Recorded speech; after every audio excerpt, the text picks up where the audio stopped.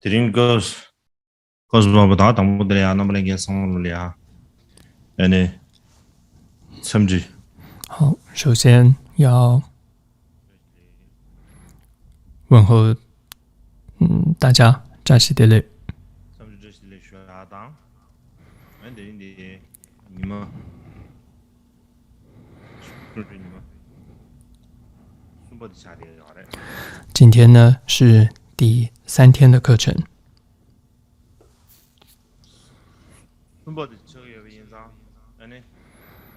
이 가수로다. 因为是第3天呢，所以 다 드린 니만들이야. 다. 녜냐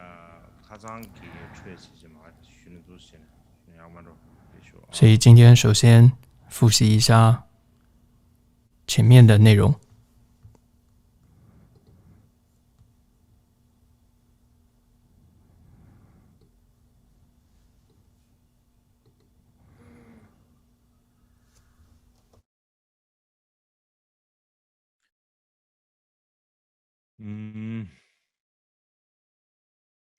다 가장 샘sam을 좋은 거야. 그게 라면을 방법 충분히 해서 쉬운 봐. 那么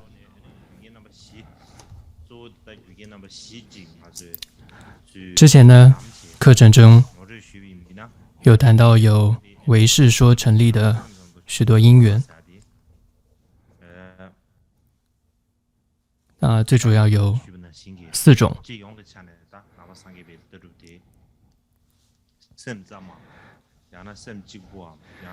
那从第一点是，也就是从原始佛教以来，那也就是有唯心的倾向。再来第二点，也就是从这个部派佛教以来，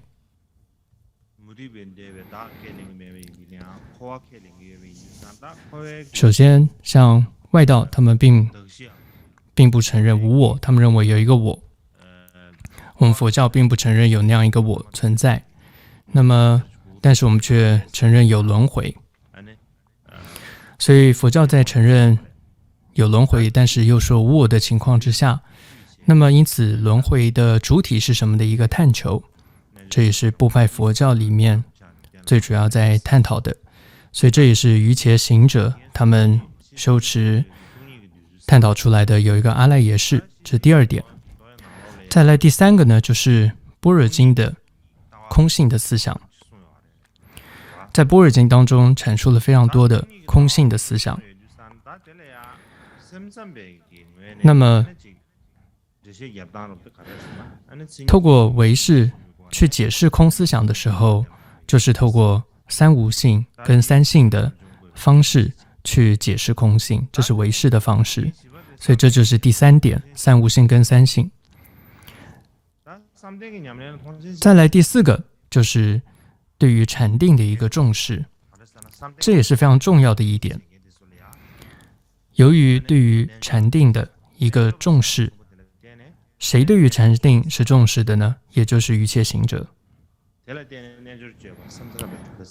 也就是因为这些瑜伽行者对于禅定的重视，所以有这样子瑜伽行派的这样子的形成，所以有唯识整个思想的一个形成。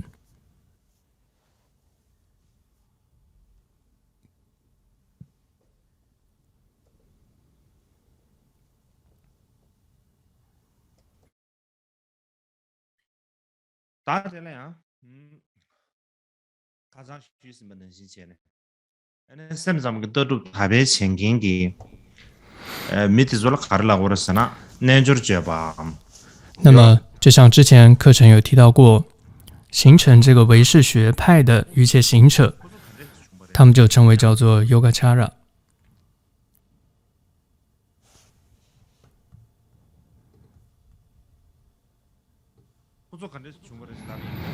那么他们到底是怎么样的一群人呢？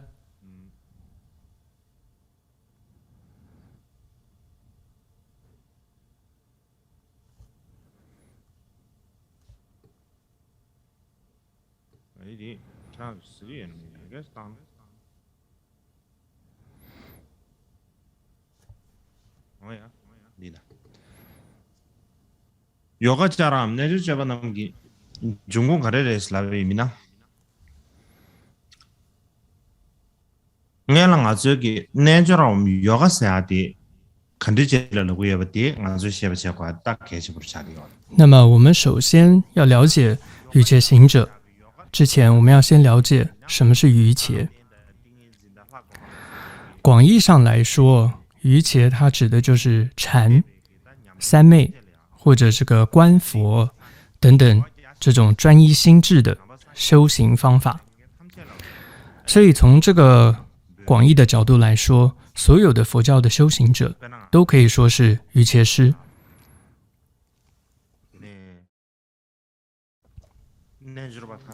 譬如说，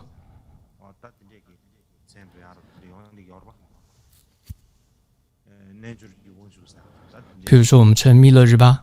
他就是这样一个瑜伽大瑜伽士。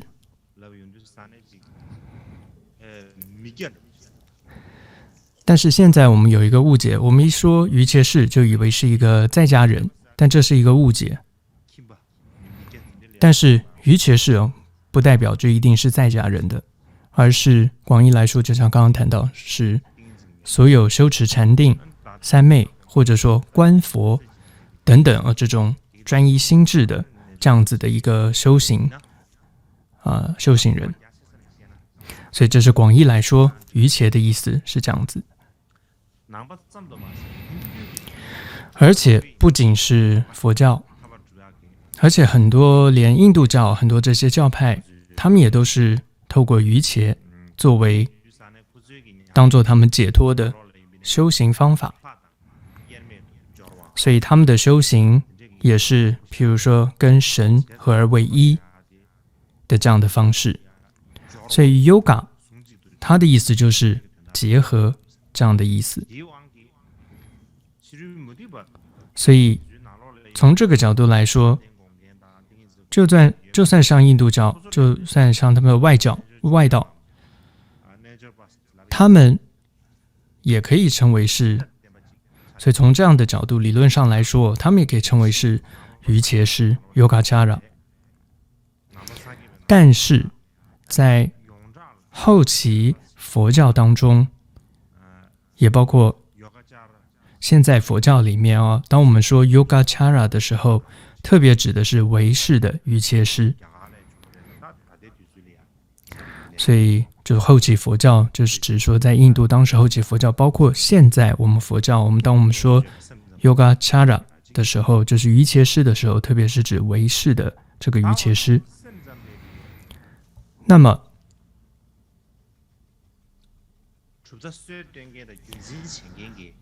这些创立还有传承唯识学派的这些瑜伽师，他们是怎么来的呢？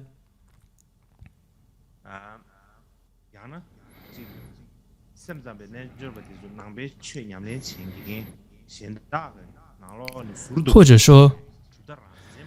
最初这些瑜伽师，他们是如何从很多那些修行者当中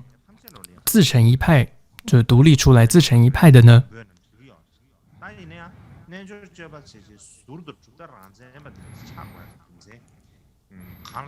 到底是怎么出现的呢？他们，所以为了了解这一点，我们就必须从一部论开始去讲。那这部论点就是瑜伽师地论，这部论开始讲。那这部论呢，它就是梵文叫 Yogacara Bhumi 这是它的梵文。那藏文叫做萨典啊，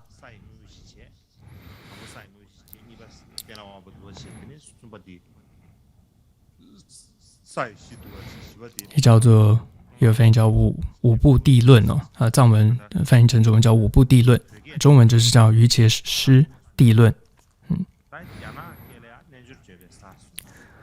所以中文就是叫瑜伽师地论，对。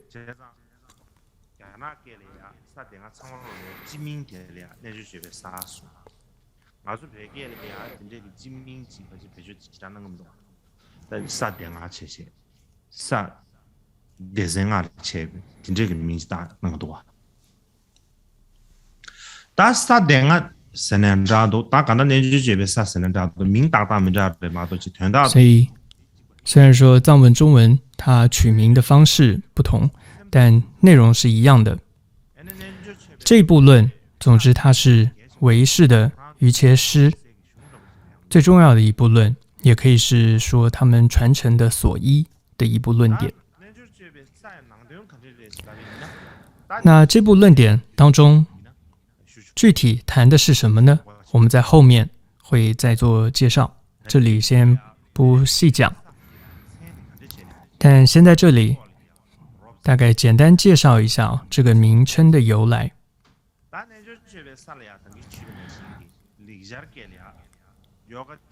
首先，瑜伽师地论梵文就是 Yogacara Bhumi， 它白话来说有两个意思，一个呢就是瑜伽实践的各个层次，第二个意思也可以理解说是瑜伽实践者所达到的不同阶段。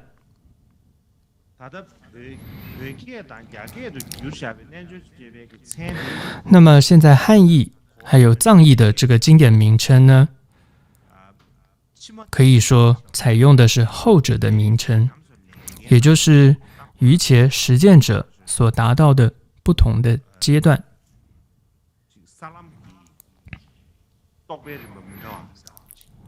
也就是瑜伽实践者他所达到的，他所了悟的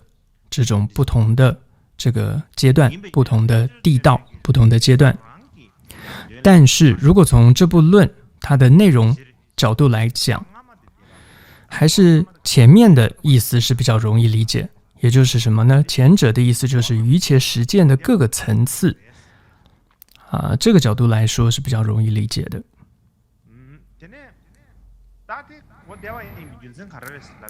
为什么这么说呢？原因是呢，这部论当中，首先它的第一个就叫做本地分，在本地分里面呢，它就有包含了叫做17地论的17个层次，或者说17个阶段。那么首先呢，最初的两地，也就是叫做五世生相依地和异地这两地哦。这两地讲的是什么呢？就是描写的是一般的、普遍的我们的心事的一个结构是什么。接下来的7地，就是从叫做有寻有四地，然后一直到无心地等等哦，它有7地。那这7地主要在谈的是禅定的各个阶段，所以总之这里有前面的2地，在接下来的7地，总之前面这9个阶段呢，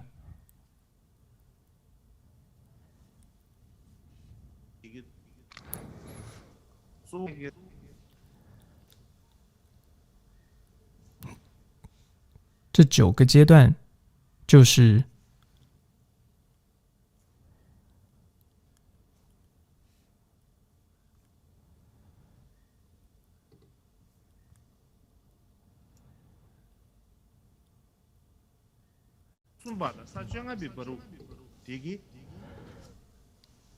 这9个阶段呢，就是瑜伽行者观的这个内容。那么在接下来的3地呢，就是第10地到第12地哦，是相应3学，也就是修行的一个准备的阶段，加行的阶段。然后接下来是13到15地，就是修行者根基的3乘的一个结尾，就是声闻地、独觉地跟菩萨地。然后16、17地呢，就是得到果位的，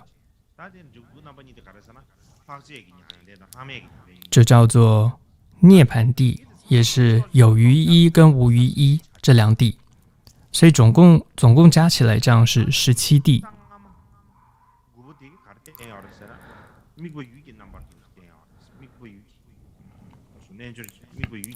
所以前面呢9个阶段是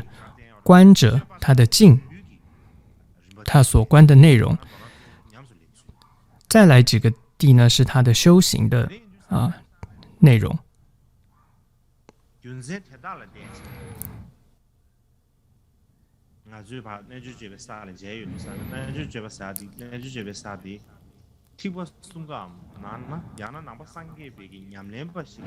所以呢，我们可以看到说，这部论当中啊，它就包含了三乘，也就是呢，佛教修行者可以说所有的道都在里面。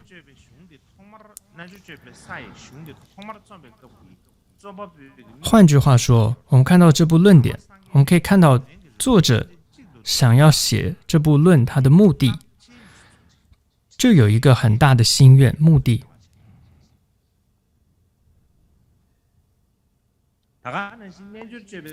他的这个目的呢，就是想要涵摄佛教所有修行体系的这样一个目的而写的。所以呢，也可以说这部论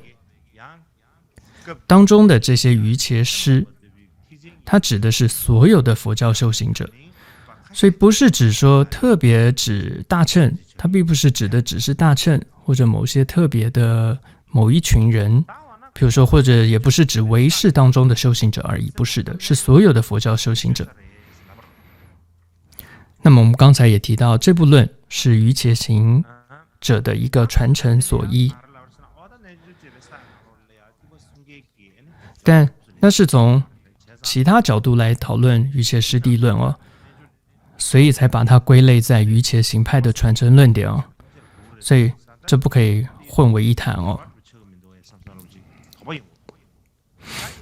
所以可能会说，之前谈，现在谈，又说是所有修行者，那之前谈又是这部论是属于唯识的，这不是相违背吗？这不可以混为一谈哦。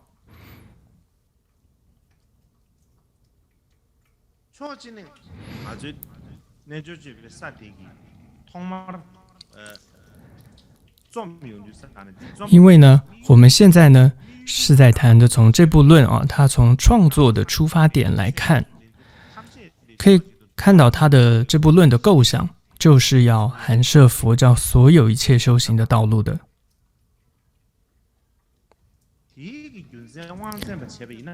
所以从这个角度来说，这里面的比如说瑜伽师或者 Yogacara， 它可以代表的是所有的佛教修行者。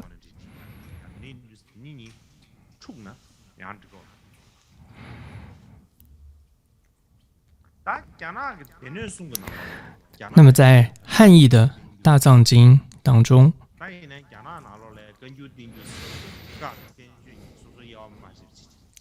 那么在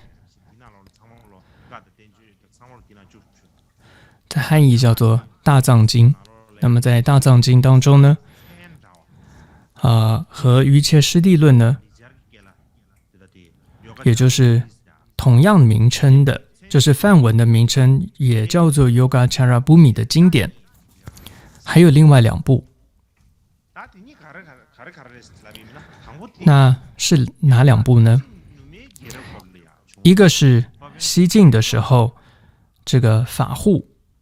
他所翻译的一部经典，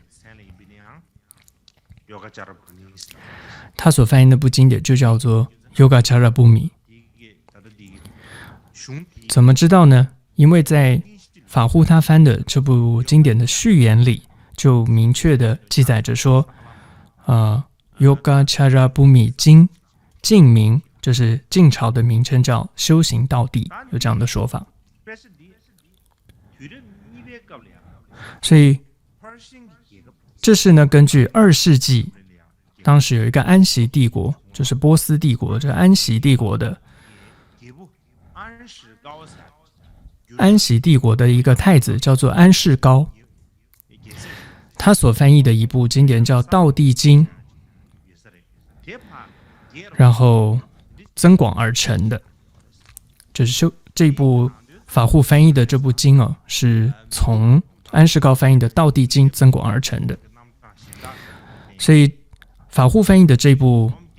经典里面的内容包含了不净观，还有一些其他观法，还有一些这些观修方法，包括基础的身体应该怎么观修实践的一些指引的一些方式，比如说身体怎么保持坐姿，眼睛要怎么看等等，是指引禅修的这样的一部典籍。所以这部书从内容来看，跟后汉跟天竺之要所翻译的一部叫《小道地经》可能是同一部经典。所以这是第一部跟《瑜伽师地论》的梵文，就是 Yogacara Bhumi 同名的一部经。第二部呢，是东晋的时候叫做佛陀跋陀罗他翻译的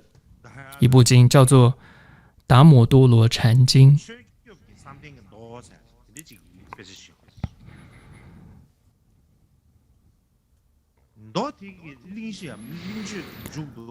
那么在这部经的翻译序的这个最后呢，在序还有在末尾都有记载说 Yogacara Bhumi， 然后一言修行道地。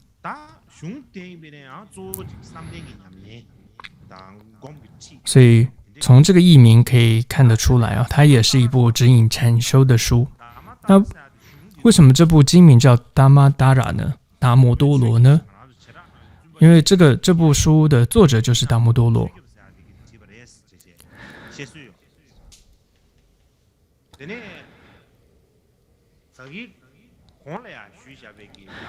那么，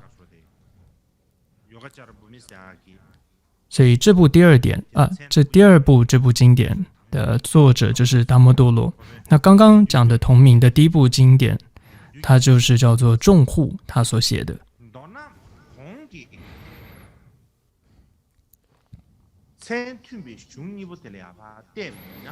所以总之为什么要举这两部经典呢？主要是通过这两部经典同名也叫做 Yogacara Bhumi， 我们可以看得出来论点的名字是可以通用在各种有关这种瑜伽、这种禅定修持相关纲要这种书的一个名称上的。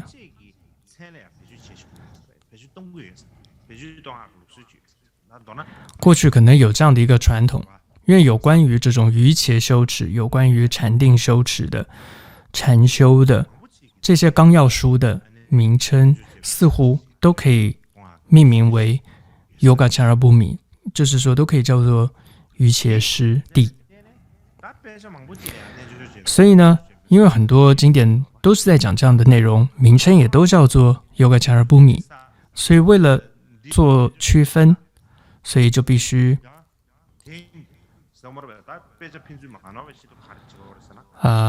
在上面呢要加上作者的名字来进行区分。所以像有的就会说，像前面那个叫做达摩多罗禅经等等，他就加了这个作者的名称。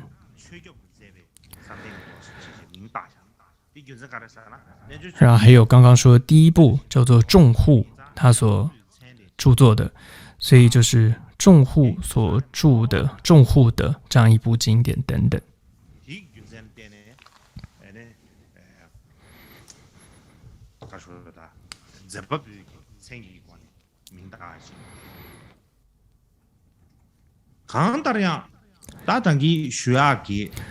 总之呢，上面我们举了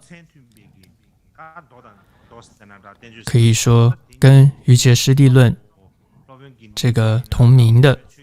两部典籍，这个作者一个是众护，一个叫达摩多罗，他们两个人呢都是小乘有部的人。这个有部我们上次简单谈到过，它是我们说部派佛教当中之前谈过有上座部还有这个大众部。那么有部呢，它是从上座部当中支分分裂出来的一个部派。所以呢，这两部呢 Yogacara Bhumi， 它应该就是属于呢这个有部的这种部派系列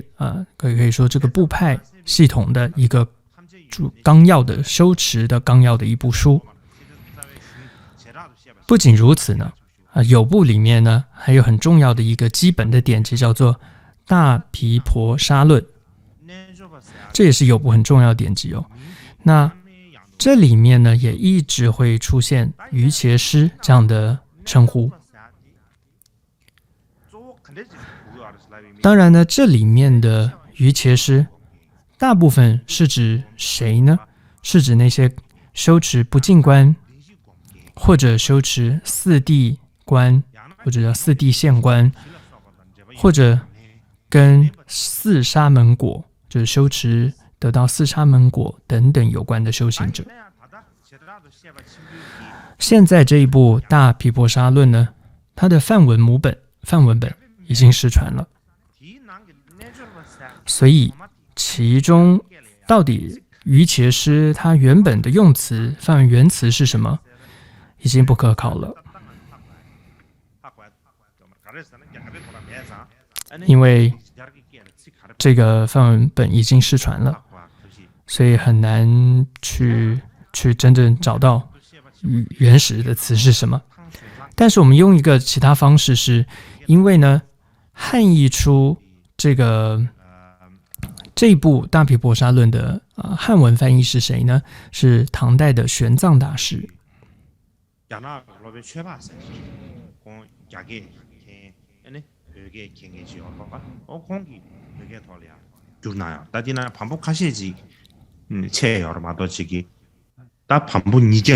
dombe pambu nige nalu da pambu kashe jik changyo ma do jik ma che de changyo che ji da kana de nyanga chen bu ji ji de be se phen chen bu ji ji de do de nyanga 这里这部论点后来也有一位藏族译师呢叫缺帕，他也将大毗婆沙论从中文又翻成了这个藏文，这是很重要的。这我觉得也是我们藏族这个僧众们应该要看的。总之呢，讲回来，这部大毗婆沙论呢，它是由唐玄奘大师完整的翻译到中文，而且呢，唐玄奘大师也翻译了，他也就是瑜伽师地论的翻译译师。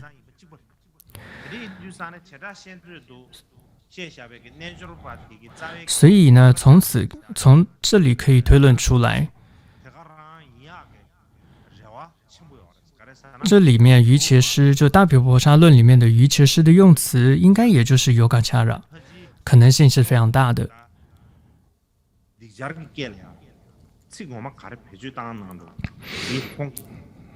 因为玄奘大师他翻译瑜伽师地论的时候，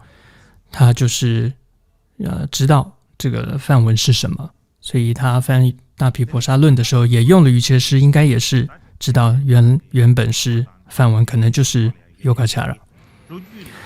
而且呢，在南传巴利圣典当中，其实并没有 Yogacara 这个词，所以可以知道说 Yogacara 这个词呢，可以认为说是有部的特有的一个词汇，这是非常有可能的一件事情哦。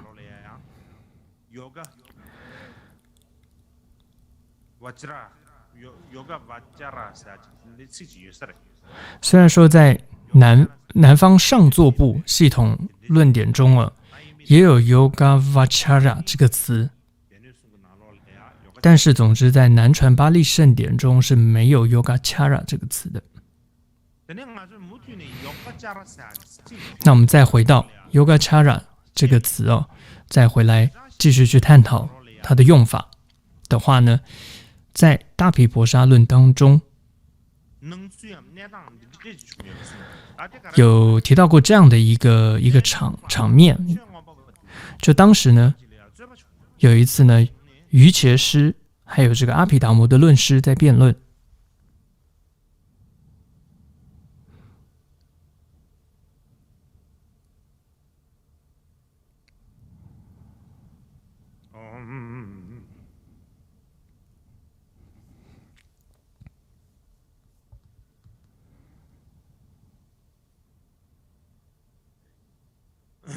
这把穷年，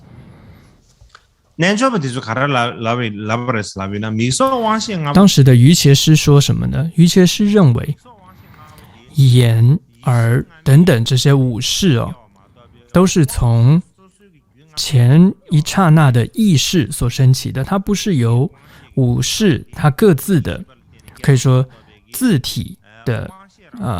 的心识辗转而升起的。所以比如说眼识不是由眼识的前一刹那而升起的，而是由意识前一刹那的意识而升起的。但是对于这样的一个说法，阿毗达摩的论师批判说呢，眼等等五识都是无间升起的，它都是连续的，可以说连续的次第的刹那升起的。如果不是这样子的话，那就是违背了根还有韵的这样子的说法的。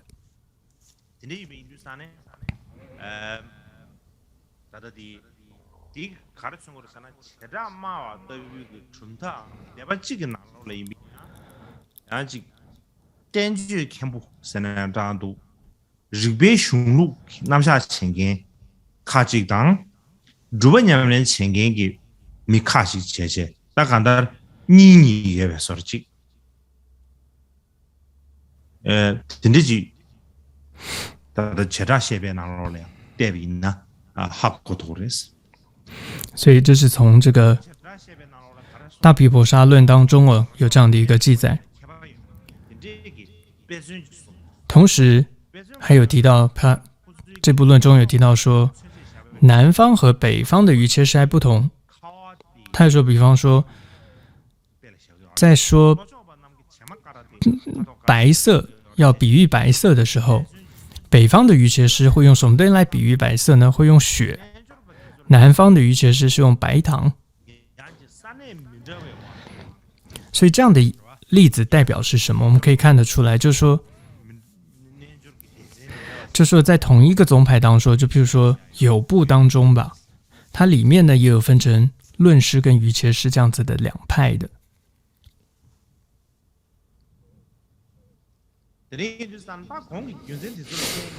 同时呢，它也有分成南方跟北方瑜伽师的不同，就是每个地方宗派都有自己的瑜伽师哦。所以呢，总之 Yogacara 这个用法哦，在部派佛教时代，你可以看到，这是在有18部派佛教时代是可以说是具有普遍性的。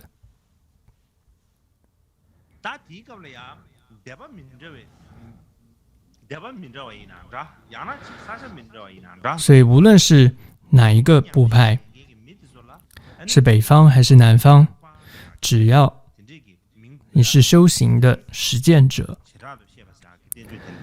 所有的修行实践者都可以被称为是 Yogacara， 就是瑜伽行者。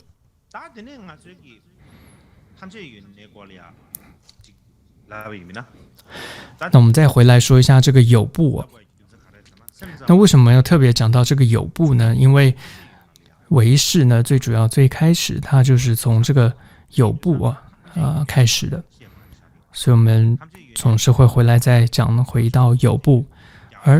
而这个有部它是在印度的北方所以这是北方的一个这个有部。有部呢是在部派佛教的时期是在北印度，当时有很多部派嘛，在部派当中可以说是势力最强大的，尤其是这个阿毗达摩当中是最厉害的。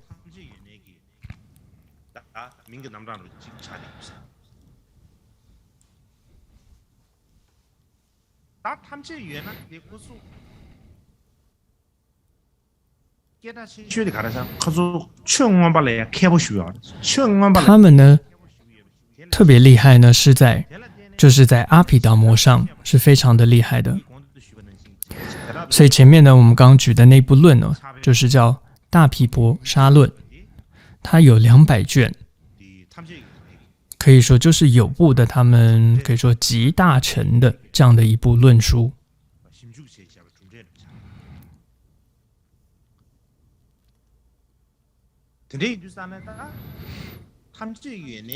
所以在有部，他们最主要的教学的这个主流或者说主要的老师哦，主流是最重要的是谁呢？就是阿毗达摩的论师，因为他们最主要的教学内容就是阿毗达摩，所以在有部里面最主要的老师就是阿毗达摩的论师，而与这些论师可以说是相对的。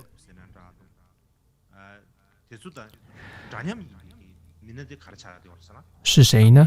就是以禅修为主的人，就是以禅修为主的那些人，也就是瑜伽师。所以这些瑜伽师呢，其实基本上呢，你说他们相不相信有部的思想呢？他们也相信的，他们也信奉的，他们也相信有部的学说。但是他们在修持的时候，他们实际，因为他们有修行嘛，所以他们实际体验，他们出现了不同的一些见解，不同的觉受，所以因此他们会有一些不同的看法。举例来说，就像刚刚我们谈到的例子，就是在意识的，这在有部的讨论当中也是很重要的一个讨论论点，但是瑜伽师就有不同的看法。而对于瑜伽师，因为他们从禅定的一个体验上，有的时候他们就有一种瑜伽师的意乐。由于这些瑜伽师他们透过禅定的一个体验，就是他们有一种瑜伽师的一种意乐。这时候当他们在有了经验之后，他们再去讨论到一个，譬如说有一个叫青色的青片观的时候，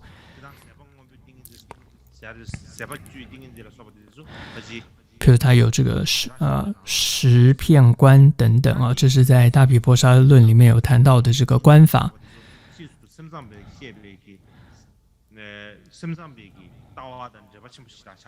那这个也跟后来唯识后面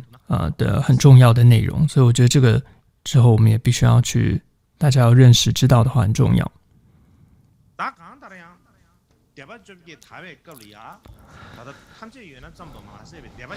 所以在部派佛教的时代，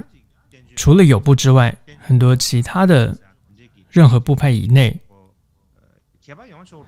应该都有这样子的论师跟瑜伽师这样子的分别的，就是都有每一个部派里面其实都有，就是比如说有的是注重在见解上，有的是注重在实修上，这样子的两派的。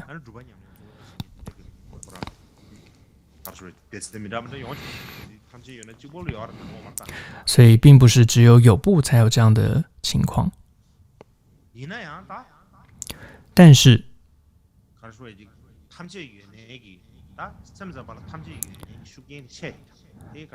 是呢，有部对于唯识的影响是更大的，就是因为观察这些部派阐述的这些学说来看，或者说从当时北印度嘛，这个有部它的影响力来看的话，再怎么观察你都会看得出来，瑜伽行派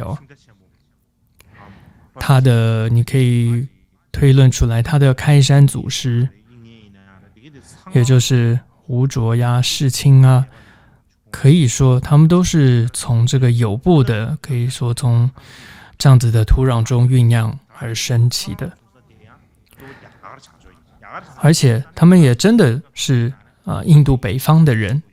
所以他们在那样子的环境当中也自然受到有部的思想的一种酝酿，所以也自然造就了未来他们在开展出唯识的思想。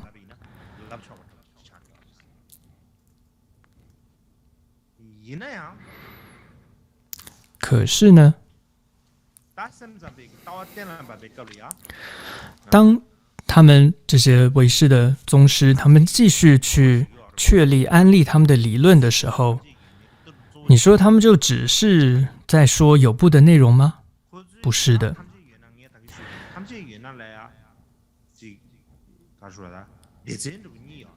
就像刚刚我们谈到说，有部里面有两种嘛，一种是只是在理论上着重理论，一种是着重实修，有这两个路线。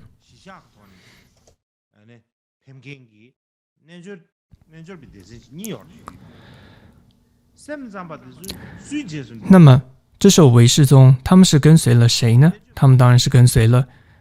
没有跟随理论，他们是跟随着瑜伽师，跟随着实修。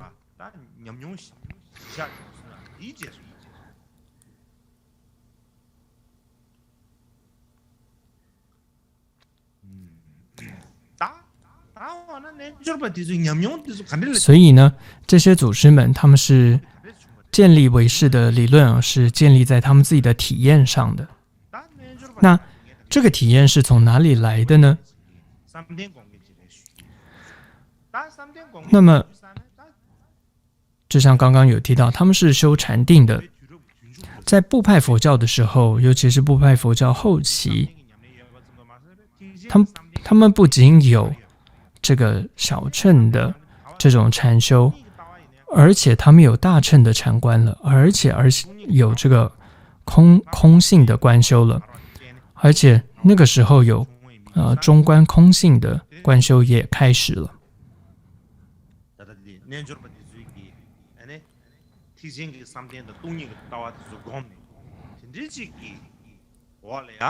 所以他们在那个时候的，你说建立唯识的体验是建立在他们的体验上嘛？那个体验从哪里来呢？可能就是在当时部派后期有开始形成的大乘的禅观，而且是当时的空性的观，所以就产生了当时这些大乘的瑜伽师。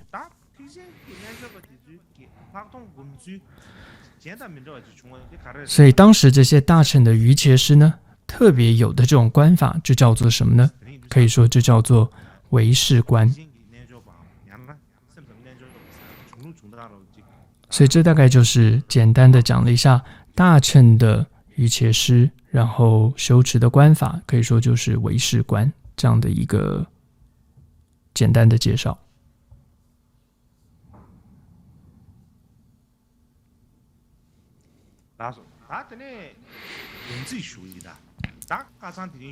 那最后做一个总结。那么前面我们谈到说，唯识说能够成立有几个原因。那么前几堂课到现在总结一下哦。首先呢，是在部派佛教的时候，很多人呢，他并不满足于这个只有理论，他们觉得说只是在谈这些理论，或者只是这些学术上理论上，他们是不满足，而因此他们也想要做实修实践，做瑜伽实践的人，因为他们觉得说必须你学到的东西必须要实修才有用，你必须要真的得到果位嘛，证得果位才有用，你不修不会得到果位。所以在部派佛教的时候，有很多这些不满足于就是只是理论，而想要实践瑜伽的人。那么接着他们就被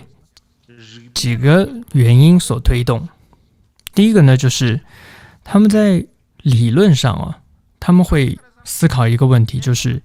轮回的主体到底是什么的第一个问题。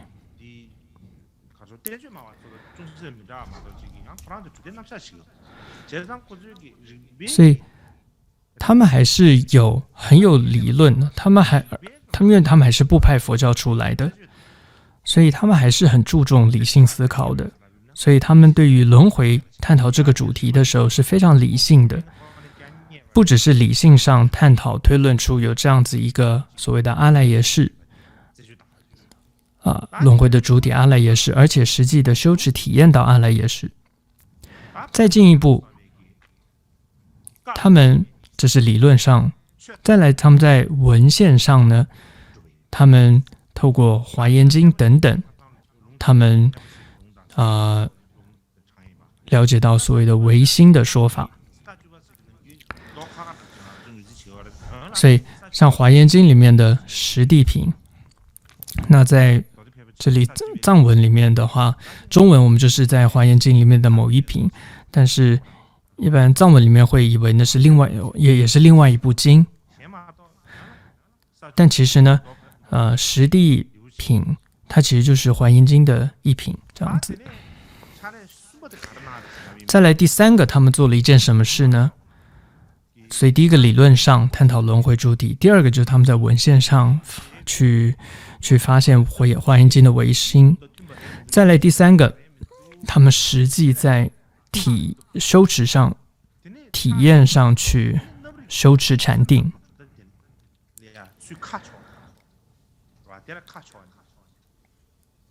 然后他们慢慢的真的因为透过这样的实践等等这些原因，上面几个原因，理论、文献、体验，帮助他们从这个说一切有部脱离出来，从说一切有部认为一切实有存在的这样一个实在论中脱离出来，而慢慢的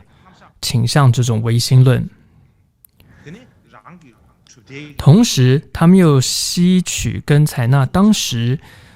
开启的这个大乘的正在兴隆这种空性的思想，加以这种兴盛重新的组织然后又确立阿赖耶识三性、三无性等等这样的理论架构，成为唯识思想。所以可以说是这样子的一群人他们想着把这些架构这样子把它完整的结合在一起，形成了这样瑜伽行派。所以它不是一群人好像突然心血来潮然后就形成的，不是的。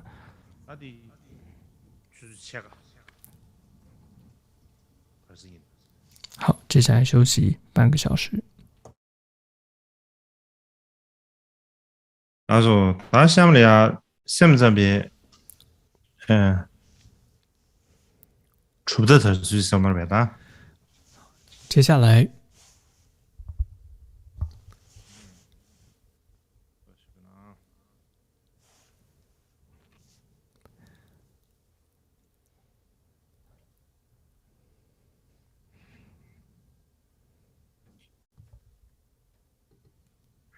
老师说，他下面啊，那什么别个出的特殊过了。接下来我们要讲解这个唯识思想的开展。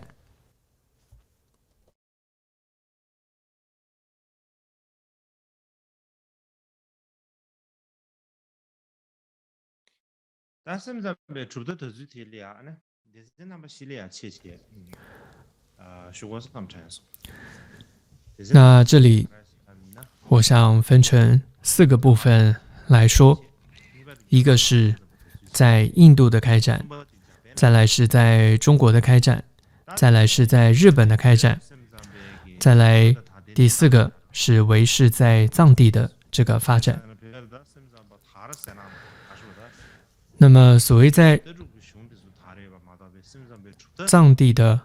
发展，其实只有经典在藏地有翻译出来，但是唯识的思想是不是真的有在藏地或者说在藏传佛教当中有发展起来，这个我们之后会再讨论。总之，首先我们看一下唯识它在印度的这个开展。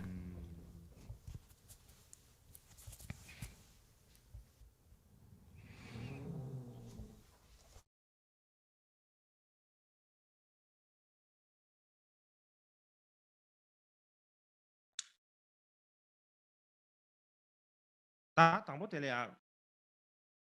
아주 가르치는 거로 sana. 가장 많은 팀만不许差不的。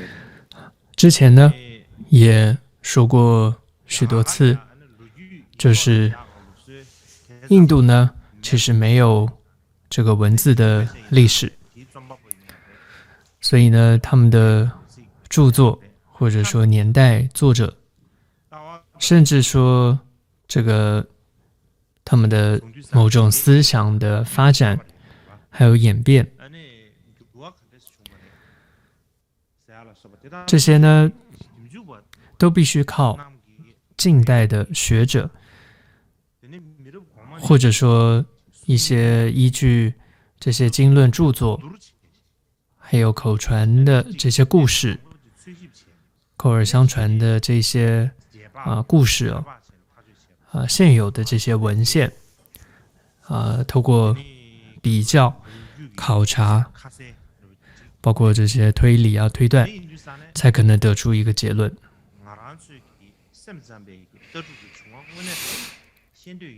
所以如果我们真的想要了解唯识它整个思想的一个发展的历史，我们就得先要了解最开始唯识思想它是怎么样的，也就是说唯识思想它的这个可以说雏形是什么样的，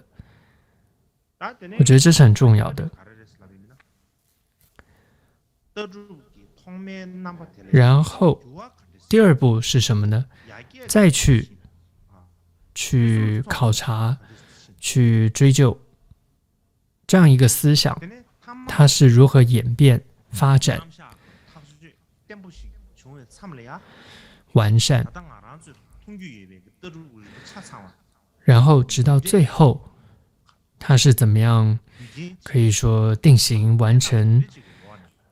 形成为一套现在我们看到的完整的这样一套的理论思想。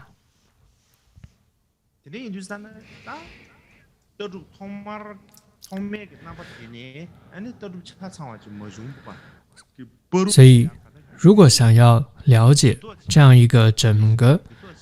可以说演变的一个过程，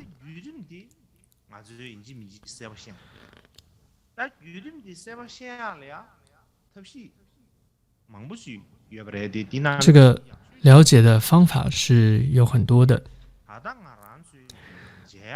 比较好的一个方法，我觉得就是透过我们现在可以看到的，也就是这些唯识的相关的典籍，我们可以去研读它，去学习它。对于他们这些唯识相关典籍里面的内容去进行分析，去研究，甚至里面的用词是怎么样的，他们用了什么样的语汇，还有它的词汇的运用还有这种语法它是怎么样变化的等等，还有譬如说它不只是在一部论当中怎么使用这些词语，甚至是在不同的论点当中是怎么样使用这些词语的等等，都要去做分析跟观察，然后才有可能比较能够确定说到底哪一部论点先出现，哪一部论点是之后才出现的等等，顺序才可能确定。但是讲到这一点，印度的历史还有一个问题，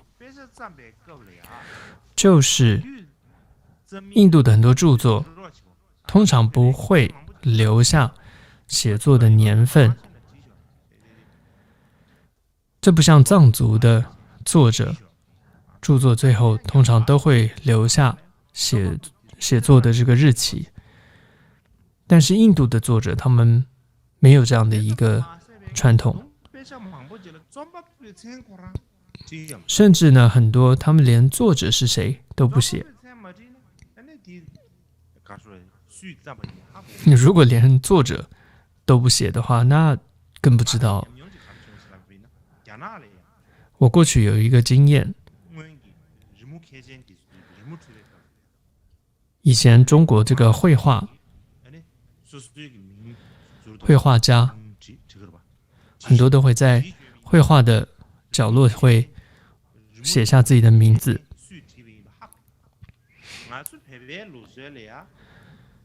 所以会知道这幅画是谁写的。然而藏族呢，譬如说在唐卡的绘画上，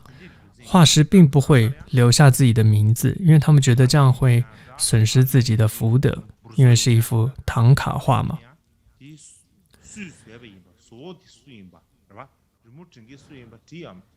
所以这个藏族好像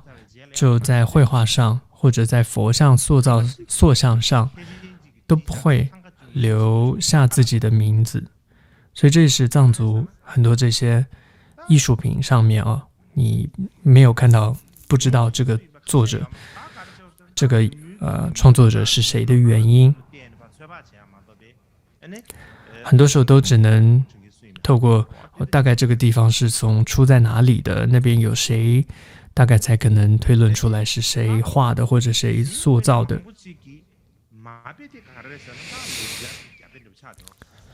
而且呢，更重要的，讲回来这里印度的这些著作的问题最重要一点是，很多这些著作的梵文的原版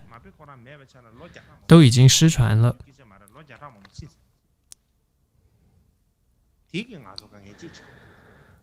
这又是一个问题。而且呢，还有比如说，有时候同一部论点，它不同译师的译本翻译的内容呢也有差别，结果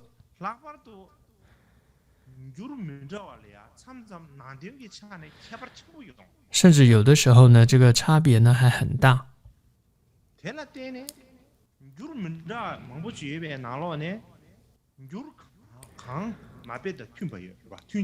所以有时候你也很难说确定哪一个才更接近原点呢？当然，如果你手上拿得到最开始的梵文原版，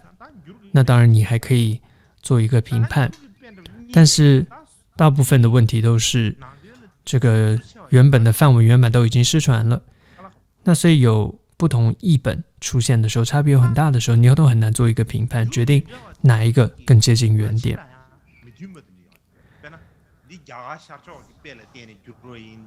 甚至还有可能说，这不同的译本，甚至它依据的是不同的梵文原版。有时候可能这个梵文原版，一个是出自东印度，一个是出自西印度等等，所以译本会差别这么大。而且还有一个情况，不同的译本写下的连作者的名字都不同。比如说有一个叫罗平迦罗弥多罗，他所翻译的一个《大乘庄严经论》，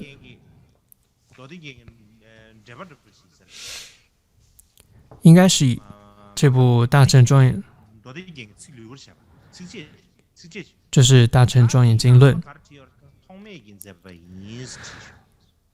他翻译的时候，他翻译说这个作者就是吴卓。但是呢，在藏文还有汉文其他文献记载的《大乘庄严经论》的作者是谁呢？都是弥勒菩萨。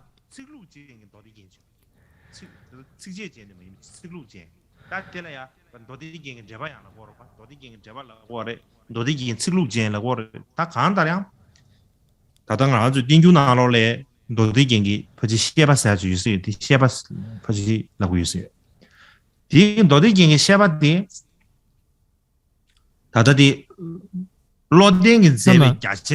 如果根据是长行来看那所谓的长行，也就是说《大乘庄严经论》的长行，可以说是《大乘庄严经论》的一个注解。来看的话，有一个安慧的这个注解，对于《大乘庄严经论》这个宋文的这种一个注解，这是长行它的一个注释。还有在不敦佛教史的目录呢，这两者里面却说是世亲所造的。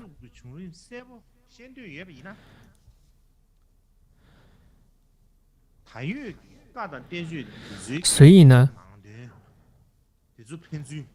如果想要了解唯识思想发展的一个过程，真的就必须要透过现有的经论内容的一个比对，然后做一个排序，然后还要以这些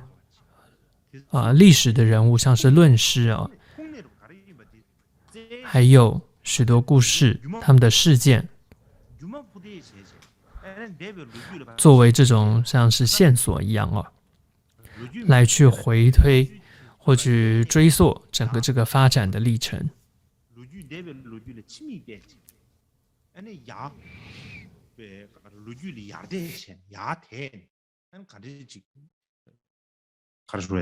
유림도 가르치 총 유림 가르치래도 아니지 내다로 윤도 가르친도 아니 왕 구주로 하지스 삼당 그랬어 구주로 와서 버렸다 야 대어랬어 다대기 뒤즈네 야 대지 也就是以现有的很多的内容去回推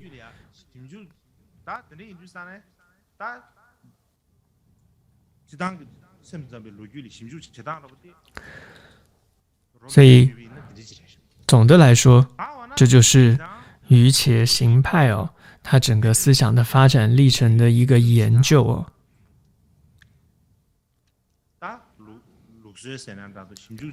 这样子的，刚刚谈到的这样的一种研究的方式，或者这样一个研究对于唯识思想历程的一个研究，基本上什么时候开始的呢？其实从19世纪末就开始了。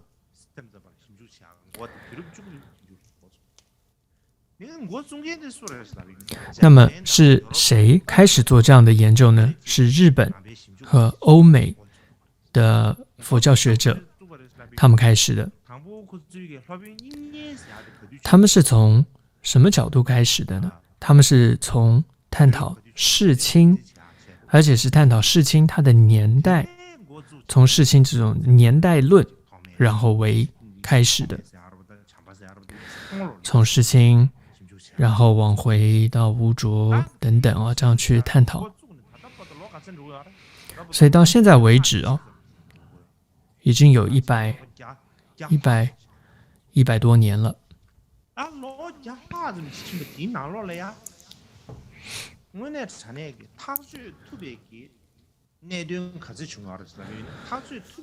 那么到这将近100年当中，到底虽然有定论的内容并不多，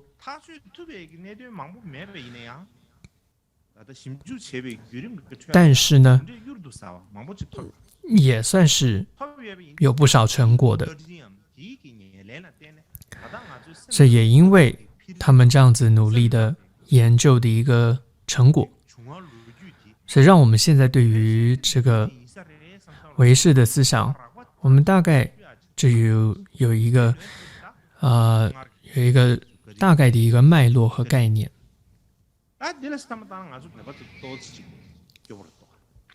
所以从这点来反省一下，我们藏传佛教，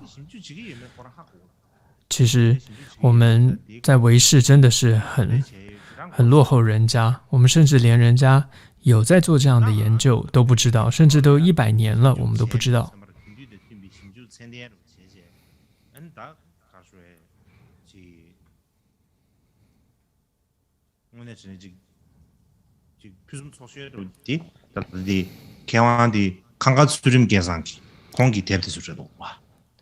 那么有一位藏族学者，他就住在日本，他在这方面就做出许多的贡献。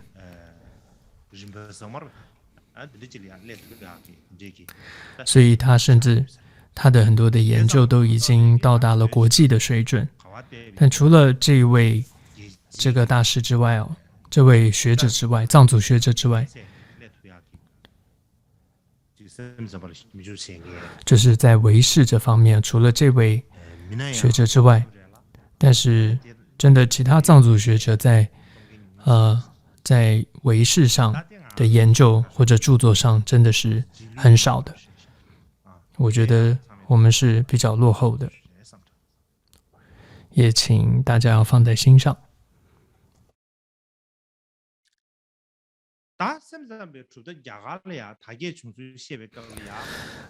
那么唯识呢，在印度的开展，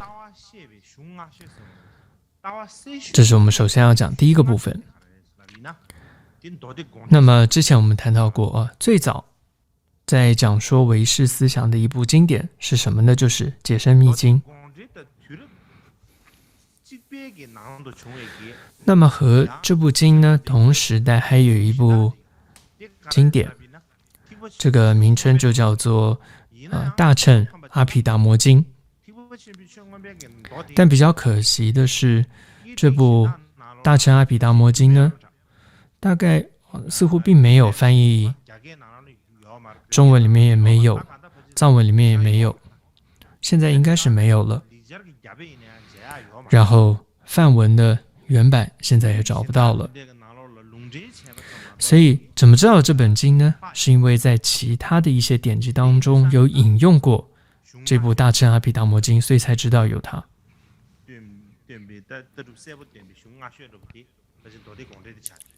所以总之呢，只剩下解深密经了。总之解深密经的成立呢，时间大概是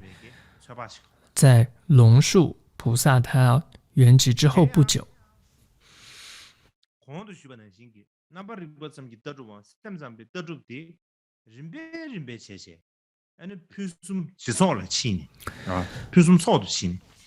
所以在那个之后，龙树菩萨圆寂之后呢，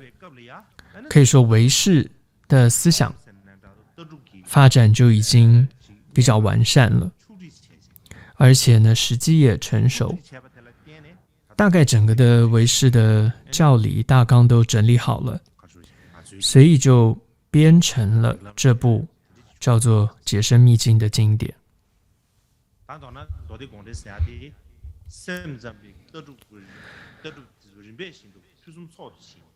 所以总之解深密经可以说就是当唯识的思想它已经发展到逐渐完善成熟，然后整个整合之后编写而成的一部经典。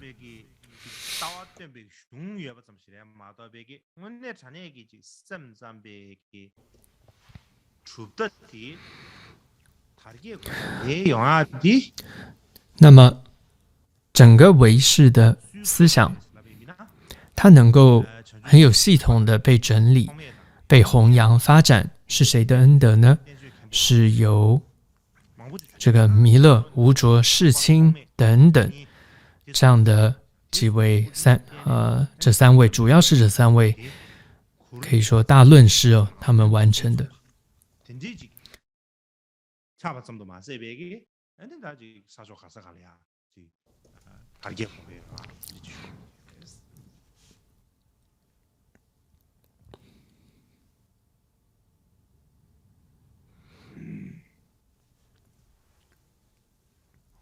打的的谈不得了，但我就基准强过学的，像就是什么强不学的，打干的嘞。那么，首先这里提到就是弥勒菩萨。那么，我们称他是弥勒菩萨也好，或者说弥勒论师也好，弥勒大师也好等等。那这里我放了弥勒菩萨的一尊塑像，这是犍陀罗时代的一个弥勒菩萨的一个石雕塑像。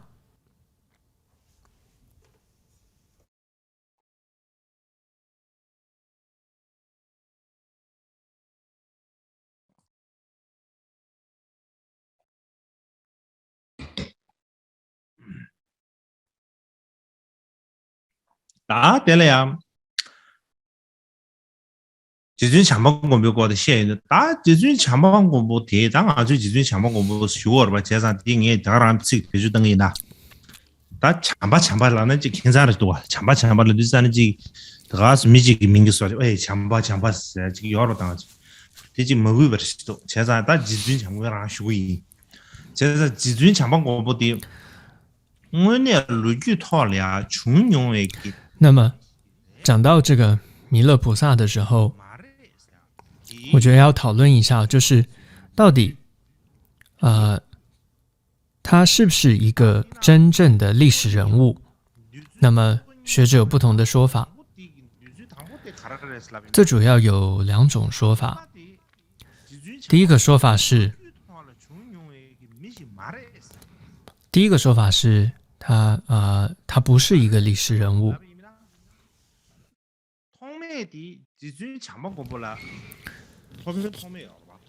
这是因为呢，首先吴卓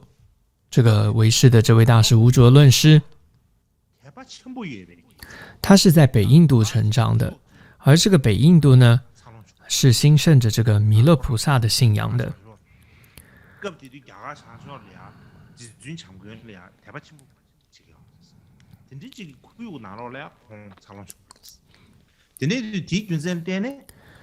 所以吴卓呢，他从小可以说就受到了这种弥勒菩萨的信仰的影响，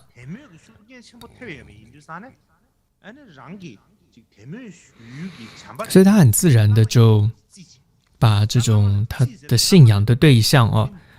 就是弥勒，把他当为师长一般，把他当为奉为这种尊为师长，当成像是本尊一般，上师一样，主要当成供奉的对象。当然当时并没有本尊这个词，那这是我们藏族说法会把它当成上师本尊，但当时当然没有这种上师本尊的用词，这总之把它当成是把弥勒尊为师长一样。所以在他自己的著作上会附上这个弥勒的名字，所以虽然是他自己的著作，吴卓自己写的，但是他会附上弥勒的名称。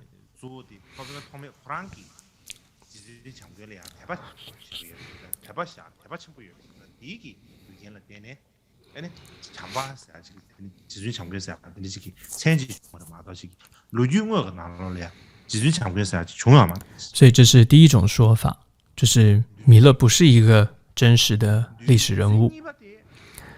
学者的第二种说法，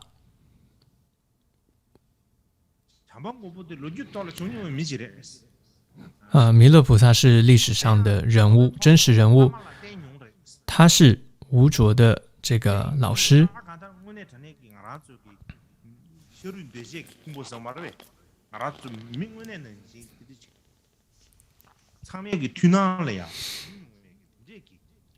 所以也就是真的存在于这个世间的一个历史人物。所以总之这就是学者的2种不同的说法。那么其中第一个的立论的根据在于什么呢？也就是在印度，在这个中国佛教或在这个藏传佛教等等这些文献当中，都有这样的一段话，都提到说，吴卓如禅定而得大神通，他升到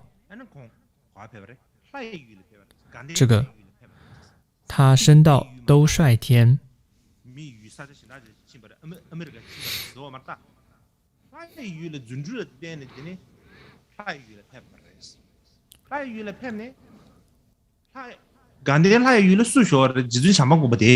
所以谁在兜率天呢？就是弥勒菩萨。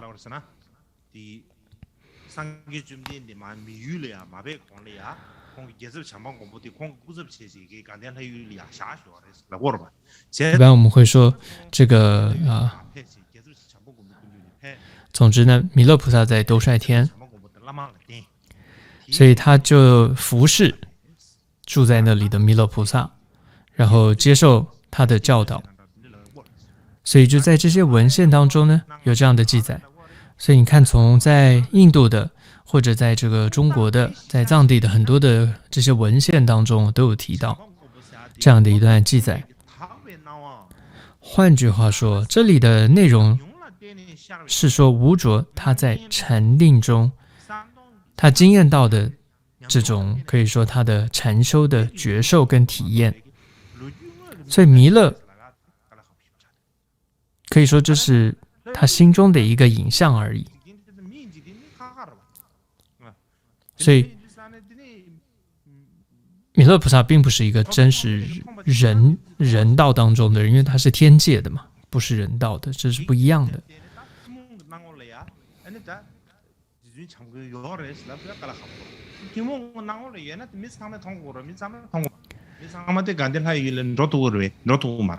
所以你不能说他是一个真实的历史人物，因为如果是真实的人，那大家都看到的话，那无着菩萨也不用那么努力修禅定，那所有人都看到了，应该是要他修了禅定，有了静观，才能够见到弥勒菩萨的。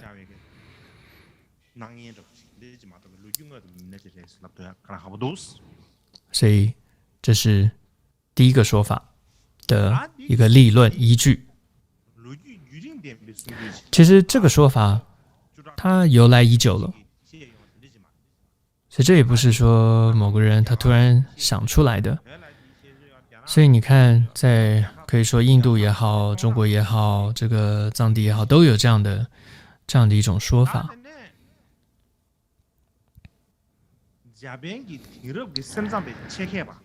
但是呢，在近代，这个日本有一个唯识宗的这样一位大学者，他叫做宇井博寿。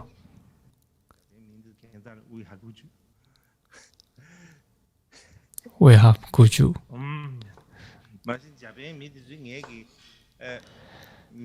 他们的名字念起来，我念起来有点好笑，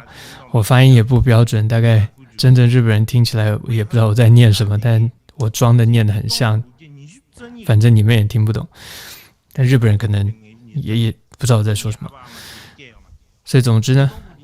他在1922年提出的第二种观点，1922年我父母亲大概还没出生吧。总之呢，这位学者他提出了第二个观点，他认为弥勒是历史人物。他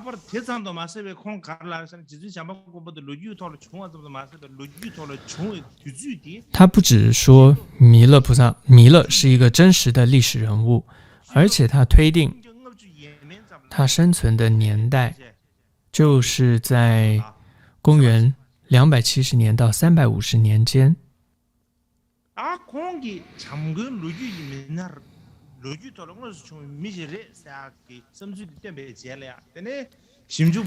那么也就在他提出这样的观点之后，那这就引起很多人的讨论。有的人这个赞成，也有很多人反对，反正就大家就在那边这个争论不休，反正到现在都没有一个定论。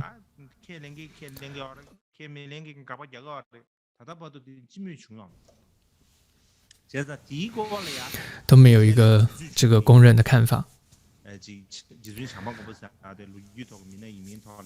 那么有关弥勒菩萨是否为真实的历史人物这个部分，那学者们到底是怎么讨论的？如果以后有机会可能再跟各位谈一谈。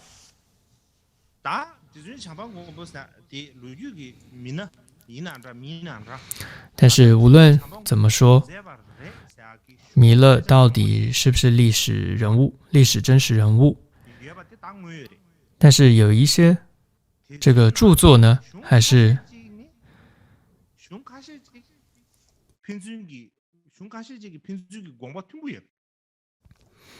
有一些著作呢，还是被归类为由弥勒菩萨所做的，而且呢，有几部著作他们的内容观点啊，相互是有关联的。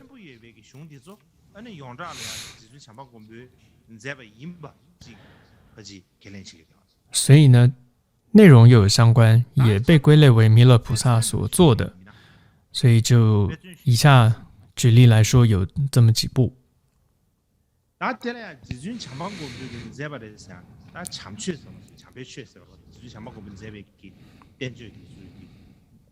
这个菜来참조했어。다 참조되려야我真当明着去做一样的，就有难点给送水的钱，送水的。弥勒菩萨的著作的归类有汉传的说法，也有藏传佛教的说法，有不同的说法。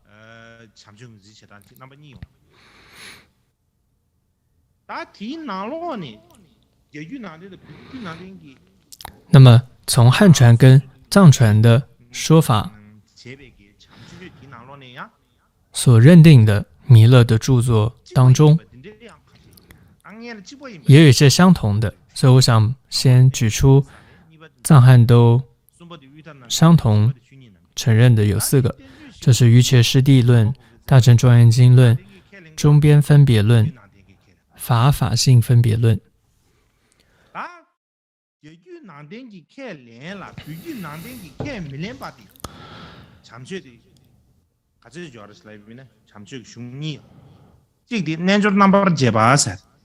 年就number 제바 사디 걸 천삼시 열 마도베기 야나게 게리냐年就number 제베兄弟 유료만。那么再来有一个是汉传佛教有，但是藏传佛教没有的，就是分别瑜伽论跟金刚般若经论，这个是藏传佛教没有的。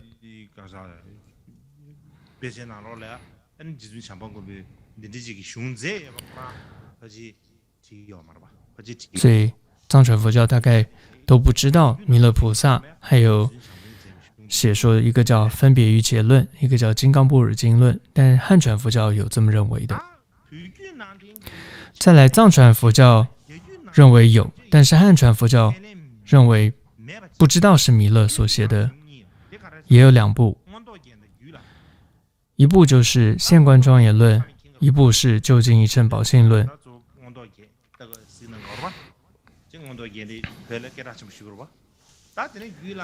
那这2部论，像僧众们你们都很清楚，现观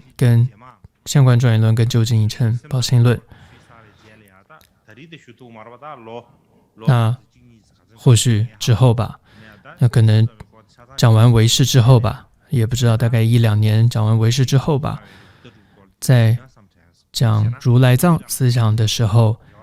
可能的时候我也希望再讲这个宝性论吧。但是我这个宝性论非常的广的，如果按照我现在这种讲的方式，那宝性论大概得讲个10-20年吧，所以我也还没有完全决定，但是还是有可能希望未来可以讲宝性论。那总之，宝性论在汉传佛教，还有现观庄严论在汉传佛教，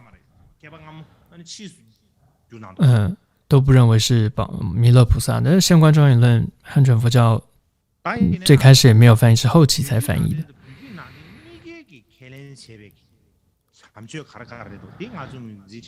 但是我觉得同时汉藏都承认的弥勒的论点有哪一些很重要，这是我们要知道的。因为呢，因为学者现在呢也特别重视，就是汉藏都承认的是弥勒所写的这些论点。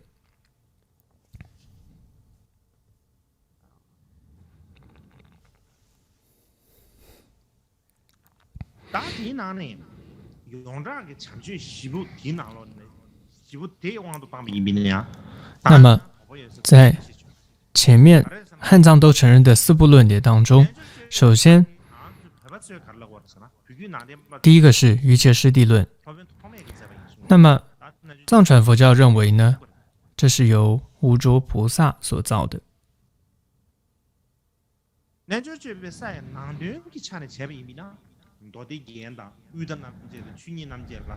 但是，而从它的内容上来看呢，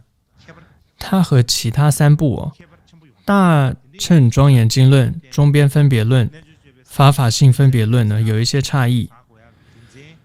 所以呢，把它断定为弥勒所造呢，还是有一些疑问的。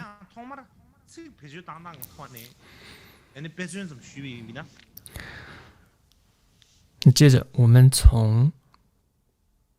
这个一些用词的角度来看，来举个例子。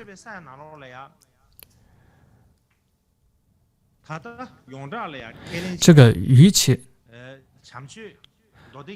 这个除了瑜伽师地论外，现在归类为弥勒菩萨的另外三部论，像大乘庄严经论、中边分别论、法法性论当中这三部论无论哪一部都大量使用了几个词，一个是阿布达巴里嘎布拉，这个词就叫做虚妄分别，同时也用了一个嘎日亚嘎哈嘎，就是索取能取，再用了巴迪巴沙等等，这个词就是显现。所以虚妄分别、索取能取跟显现这三个概念，这是在这三部论述大乘庄严经论、中边分别论、法法性论当中最常用的概念，但是瑜伽师地论当中并没有常用这个词，这三个概念。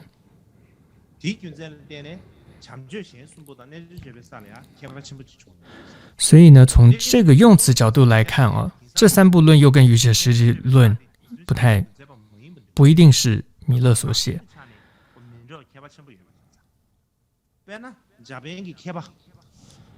所以现在很多学者认为瑜伽师地论可能不是弥勒所做的。譬如说日本佛教学者叫跨谷宪昭，他有一个说法说，有很多的传说认为说瑜伽师地论它是由无着在禅定当中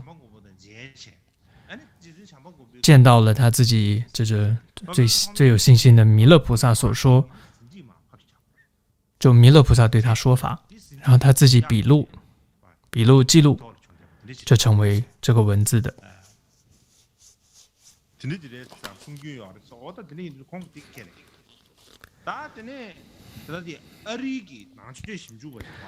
那么再来美国有一个佛教学者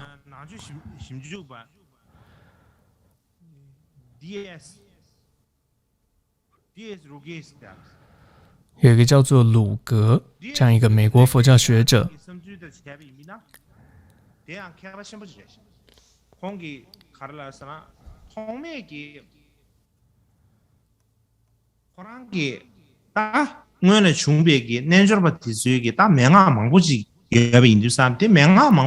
他也有类似的看法。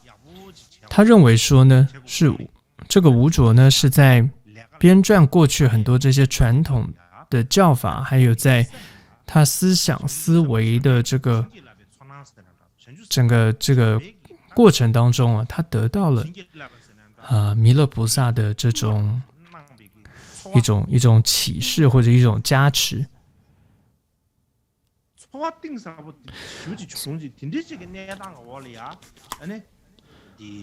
所以他就在这样的一个情况之下，他就写出了这个瑜伽师地论。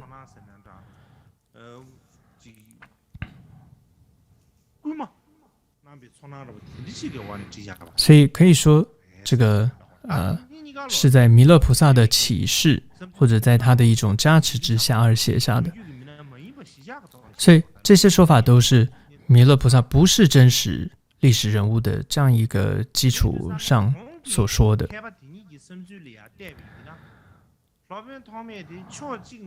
所以从上述这两个学者的说法来看，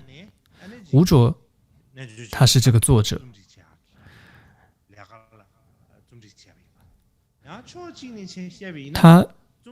他有本身具备两个角色，第一个他就是作者，纯粹的作者，但他还有第二个角色，就是他也是得到了这种加持的、受到启示的，可以说是一个编撰者的这样一个角色。这是一个说法。再来，另外还有一些学者却认为，《瑜伽师地论》呢，并不是一个人写的，是很多人合作写的，很多人合作编写而成的。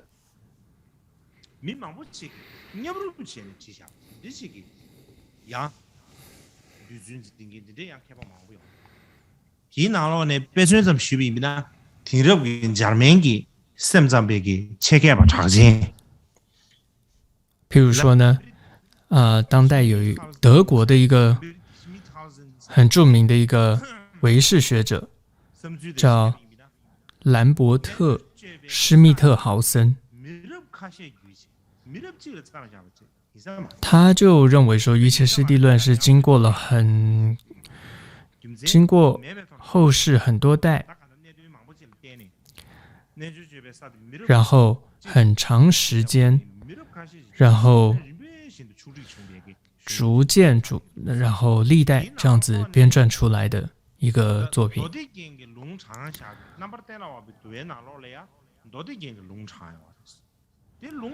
而在《瑜伽师地论》的摄觉则分里面，它还有引用到解深密经的内容，所以《瑜伽师地论》的摄觉则分这个部分也是在比较晚期才完成的。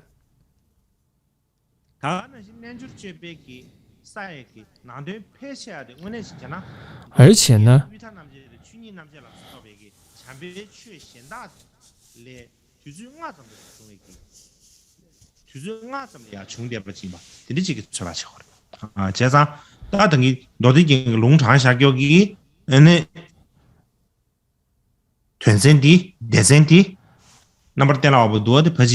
而且呢，这个包括摄觉则分等等，大部分瑜伽师地论的这个完成呢，是比弥勒其他3部论点比如说大乘庄严经论呢、中边分别论、法法经论、分别论都更早的时期完成的。再来还有一位日本学者叫做圣吕信静，他也是这么认为，他觉得瑜伽师地论呢是很多人一起完成的一个著作。所以总之呢，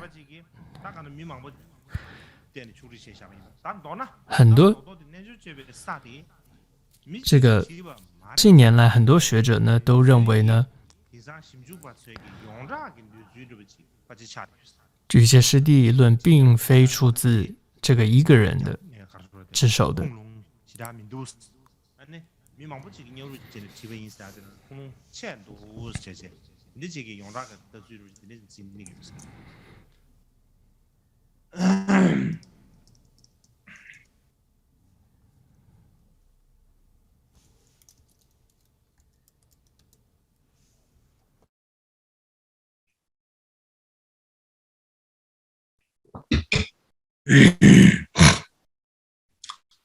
当然这个咱这边人嘅这个假说得住跟着当了呀，我就是不是代表面呢？做这个主办人们前面的这个让给那么如果我们去看这个瑜伽师地论，它理论内容的这个可以说它的发展，你都可以看到这种瑜伽修行者他整个实践的一个历程。从这个上面来看，你也会发现到这本书它的整个的成书的时间也经历很长的一个过程。一般是这么认为，这个瑜伽师地论它里面的最早的一个篇章呢是菩萨地。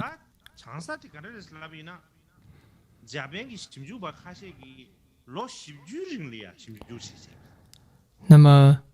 过去呢，有日本几位学者，他们花了40年的时间哦，他们各自做研究，他们发现菩萨地跟大乘庄严经论这两部论当中，在很多章节之间哦，有非常多的这个共通性。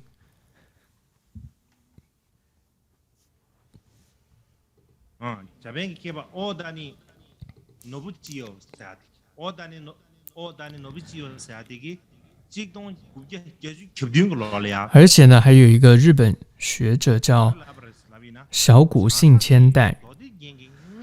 他在1987年在一个论述研究室的这个时候，他当时就做了一个论证，也就是菩萨地，它就是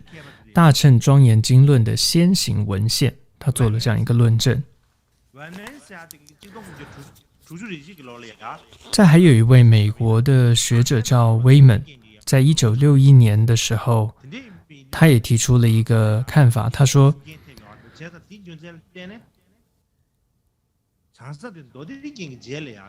他认为说是大乘庄严经论影响了菩萨地，原因是菩萨地中它有庄严经，他用这样的一个根据来做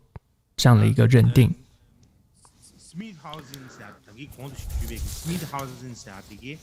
再来还有就是前面德国的那位学者叫施密特豪森，他在1969年的时候，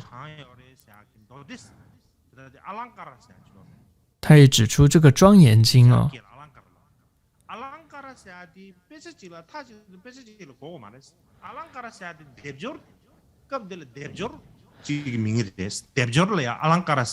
他觉得庄严经这个名称就仅仅就只是阿兰卡拉这种修辞法，就是阿兰卡拉它是一个修辞法哦，它并不是指特定的一个经典。所以他批判了前面那个美国学者的这个说法，他用了这个说法去批判了美国学者的说法。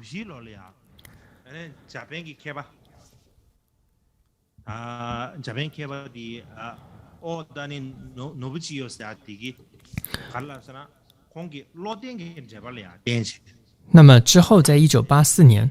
这个小谷幸千代这个日本学者，他用这个安慧的一个注释，用这个为根据，他决定了这两者的一个先后的关系，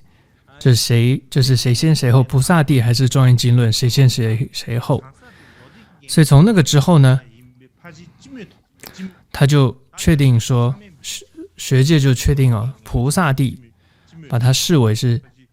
庄严经论先行著作的公认论点。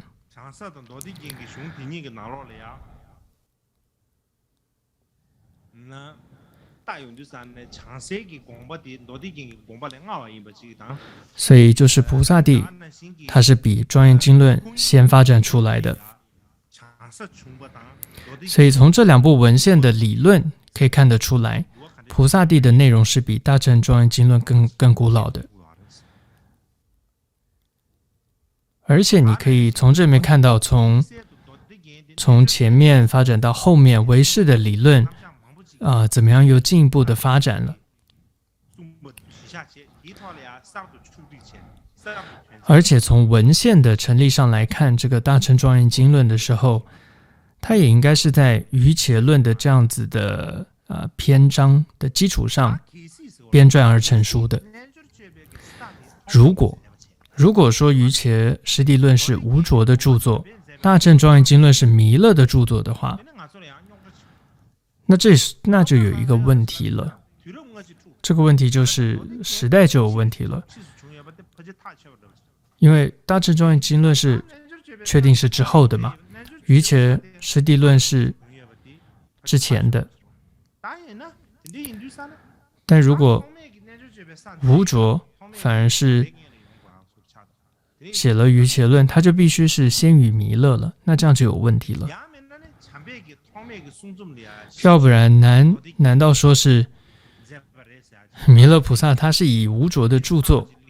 为基础，就是弥勒是以瑜伽师地论为基础，再来撰写了大乘庄严经论的，有这样的可能吗？所以这样就出现了推论出另外一个问题，应该说引申出另外一个问题，就是大乘庄严经论是谁写的？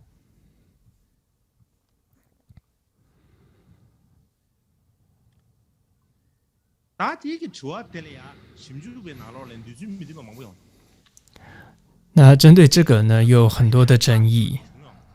也都没有一个定论。但最主要有代表性的下面4种说法。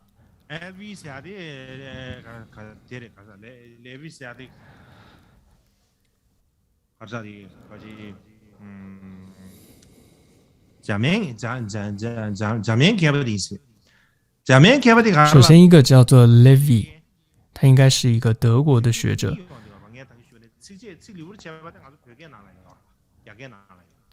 他认为主张寄颂和长行都是无着写的，就是大乘庄严经论呢，它有寄颂跟长行嘛。就是汉传藏传其实大乘庄严经论都有寄颂跟长行这样2部嘛，所以他觉得寄颂跟长行都是无着写的。在第2个说法是宇景博寿，他认为说寄颂是弥勒写，长行是世亲写。再来第3个，美国的威曼的说法说，他认为这个寄颂不是无着写的，然后他认为长行一定是无着或世亲2人其中一位写的。再来还有一位日本叫做山口义，认为说寄颂是无着写的，长行是世亲写的。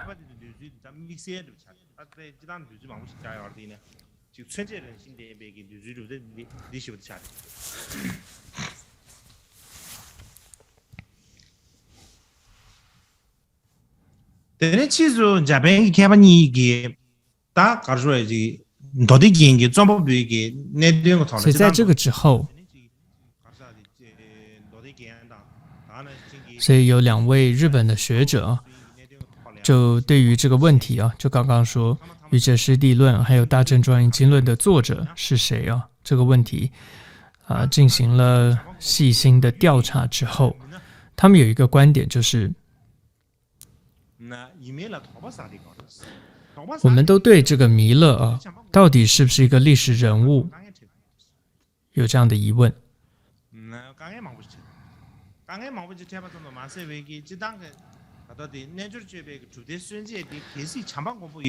所以他们说，如果不把弥勒视为历史人物的话，那么瑜伽行派他的开山祖师呢，就应该要算是无着了。那其中另外一个学者认为说，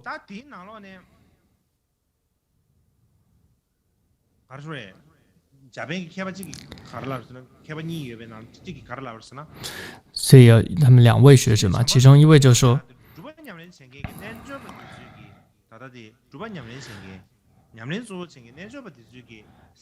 所以弥勒呢，他其实就只是瑜伽行派的这些修行者他们心中可以说幻想出来的一个人物而已。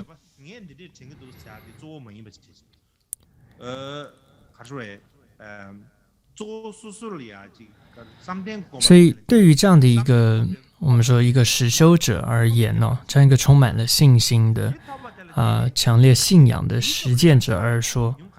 他们其实在写的记录的并不是自己想的思维的，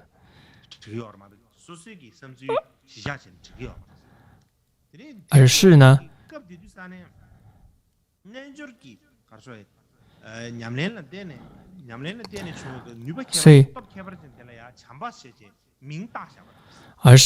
他们透过了这种修持可以说他们可以说把这种透过弥勒的加持的力他们透过这种修持的力量而记载下来的文字所以他们会把不写自己的名字而写下是弥勒的名字，所以他们觉得这是当然的，无可厚非，这是本身没有什么问题的。但是呢，如果从现在从科学的角度来看，就会觉得这好像是就是很科幻了，这种说法就是太科幻的说法了。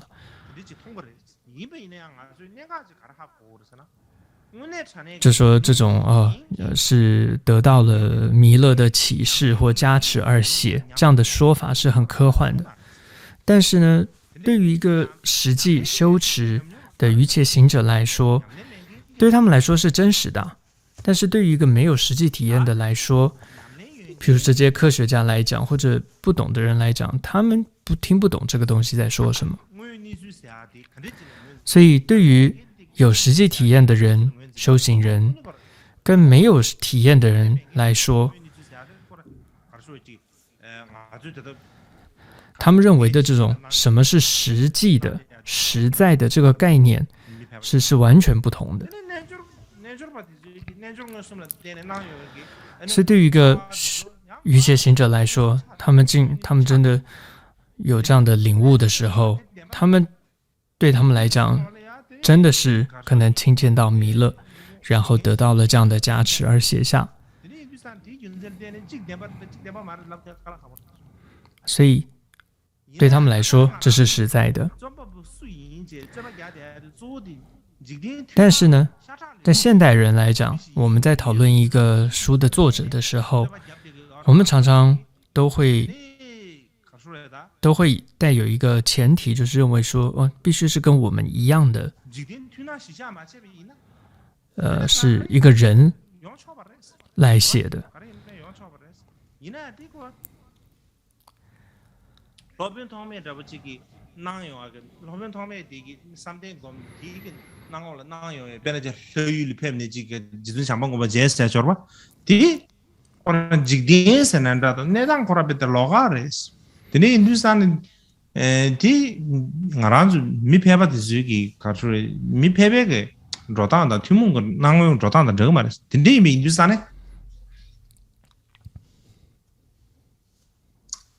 可是아주 직된 튜나 시샤 마치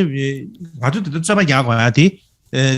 직된 튜나 시샤래야 샤타를 주비 미지 인거 인자 디긴셈 때는 아주 잡아 야데 얼마다 신 대인구면 잡아 야는 그거 가요 막 所以如果没有这样子的一个必须是一个人为作者的这种前提的话，其实也没有这样的一个争论了。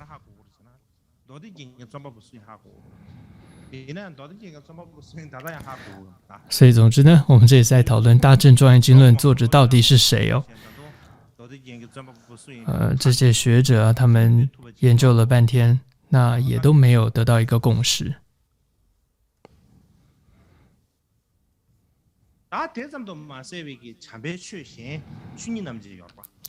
那么另外呢，还有就是弥勒的著作《法法性分别论》，这个的作者还有这部书的成书的年代也有一些问题。日本一个学者叫做跨谷宪昭，他也觉得说这不是弥勒菩萨所写的，而是之后的弟子们所写的，所汇编而成的。他的这个说法也得到了很多其他日本学者的这个赞同。他这个观点为什么会得到这么多的认同，或者他这样的观点理论的依据在哪里？主要是因为法法性分别论当中有一个思想叫转依思想，跟这个有关。因为这个思想在瑜伽师地论当中是没有的，只有在法法性论当中有，但这部分我们就先不细讲。总之呢，我们根据这里上面引用了很多的学者他们的研究和论述，结论就他们不少学者都认为，就是这个法法性分别论呢，认为它并不是弥勒菩萨所写的，因为它是很后代而写的一部论述。总之呢，最终今天说了很多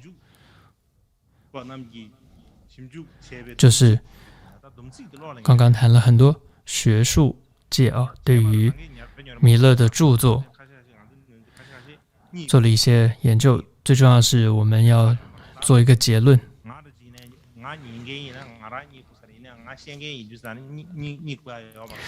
讲这么多，讲这么多，大概听了大家都睡了，让我是讲的人，我不能睡。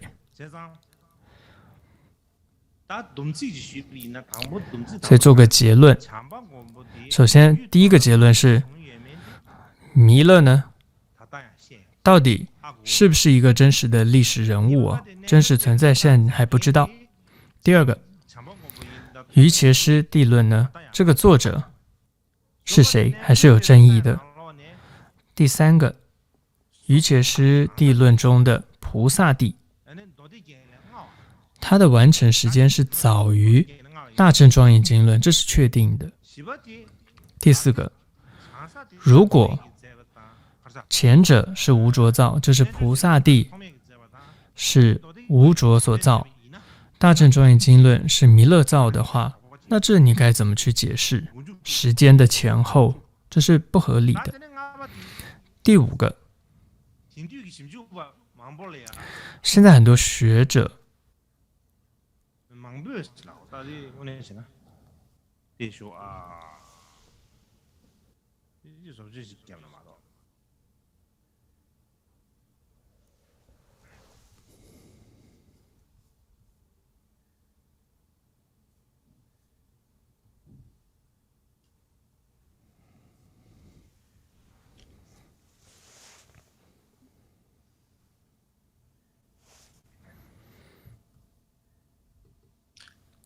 大顶上的心智不蛮别给喂。